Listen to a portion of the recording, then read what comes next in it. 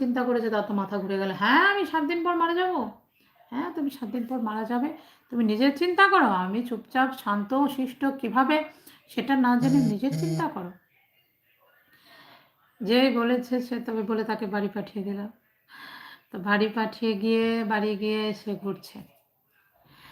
তারপর যার সাথেই যাচ্ছে কথা বলছে খুব বিনয়, দৈন্যতা।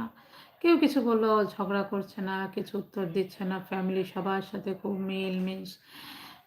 বউ, স্ত্রী, পুত্র, কন্যার সাথে খুব ভালোভাবে সুন্দর করে ব্যবহার করছে। কারণ তার চিন্তা কি ৭ দিন পরে তো আমি চলেই যাচ্ছি। তো ৭ দিন পরে চলে যাব আমি, শুধু ঝগড়া করে লাভ কি? তাই না? তো এরকম চলছে। ৭ দিন পরে সে এলো ওনার গৌতম বুদ্ধর কাছে, বুদ্ধদেবের কাছে এসে বলছে যে, "আমি তো ৭ দিন হয়ে গেল, আমার চলে যাবার সময় হয়েছে। আপনি যদি আমি কোনো অপরাধ করে থাকি, ভুল ত্রুটি যাই করে থাকি একটু ক্ষমা করে দেবেন।" তা সেই কথা শুনে বলছে, "তোমার এই ৭ দিন কেমন কাটলো?"